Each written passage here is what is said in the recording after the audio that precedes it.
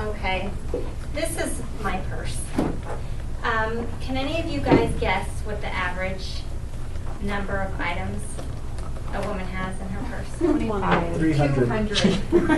67. And I have learned what size purse I need to carry around as my toolbox for my kids to help them. When we started out, when they were young, you have about a 50-pound backpack on your back everywhere you go with everything that they could possibly need. And I think it's so important needing this toolbox for my kids. Your classroom is your toolbox for your students, and you need to have a variety of things for them and be ready for anything that comes up. For instance, I have a ball. I have a 5-year-old who runs errands with me and gets bored like crazy. So I found it really interesting. I can't remember what class it was that I found this out. This one or my health class, that boys have a really hard time sitting and talking to somebody if they need to talk. A lot of times they'll do better if you can engage them in something else.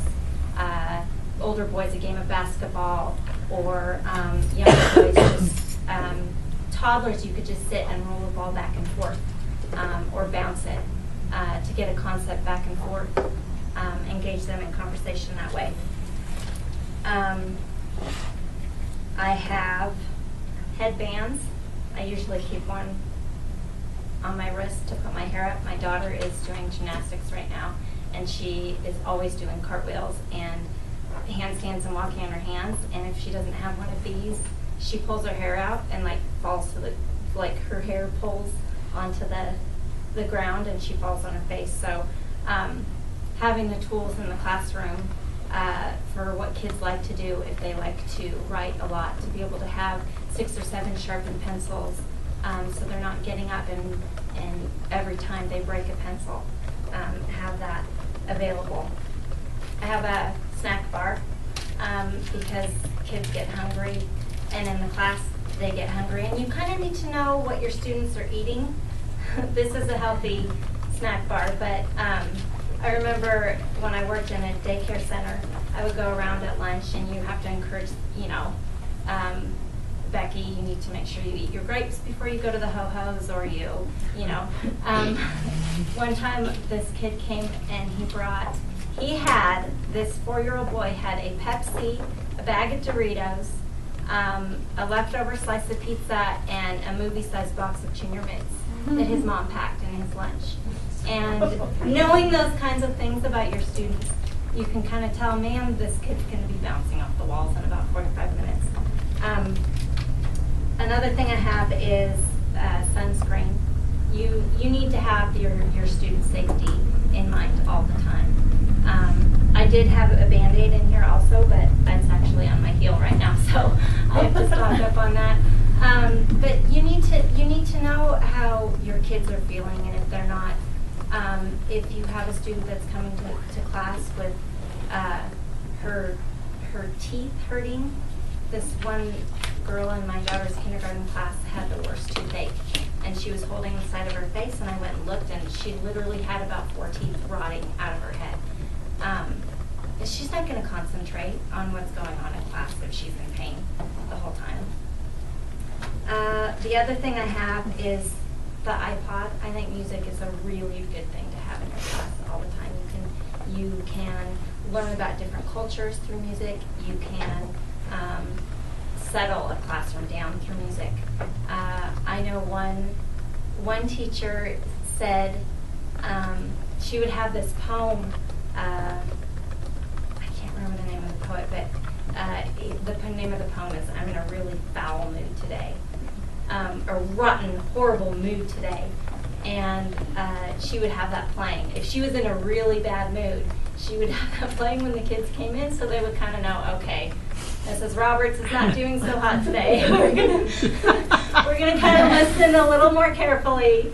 In high school, you could always tell on a Tuesday morning if the 49ers lost over the weekend or they lost Monday Night Football. It was like, okay, Miss C is having a bad time in class today.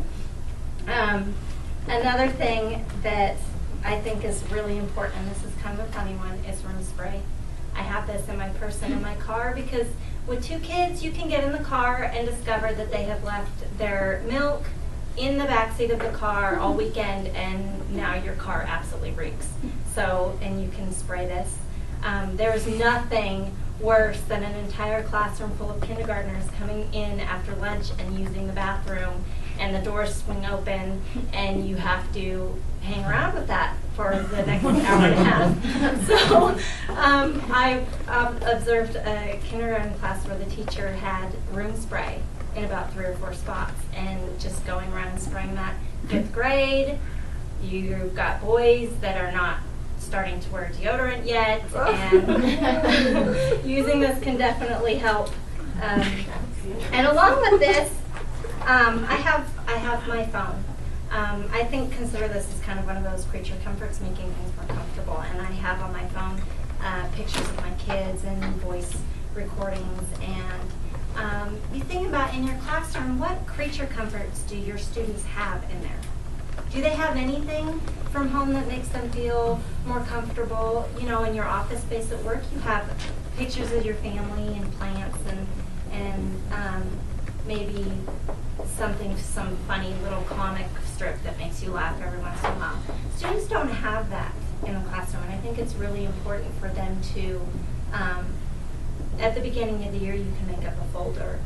They make a collage of pictures of their family or pictures of their favorite toy or places they want to take a vacation, pictures of Hawaii or Disneyland. If they're having a downtime, if they're missing their mom or their dad, or they can kind of take a minute to pull that out, have something that will connect them to who they are and what they like and what makes them feel good. Another thing that I think is really important, I love John Locke's quote, we are the sum of our experiences. And I think that kids growing up are just starting to have these new experiences, and they're just starting to learn about other people. And I remember the teachers that I remember most told me things about themselves. Funny little stories. My 3rd grade teacher got a new puppy about halfway through the year, and oh my gosh, we got to hear everything about Thor the Basset Hound, I remember now, about how he, pooped in her shoe one morning, or how he went running across the kitchen and landed on his ears and face planted, or you have that connection. And in this day and age with email and text message, and there's no interpersonal connections anymore. You need to have that connection with your students, and if you tell them stuff about yourself, they're going to start telling you stuff about themselves. And I'm actually going to end with a personal story. You guys are adults, and I wouldn't. This may be embarrassing to my 5-year-old to tell you, but she cracks me up. She's such a pistol, and she makes me laugh every day. And she had been getting over the flu, and we were in the kitchen, and she went racing to the bathroom and slammed the door. And about 5 minutes later, she came out, and she was still having some issues with the flu, things processing through faster than they should be. And she comes in and she's like, oh, Mom, never trust a fart. Okay. Thank you, Kaylee. I'll remember that one. So that's my little interpersonal story that I thought I should end.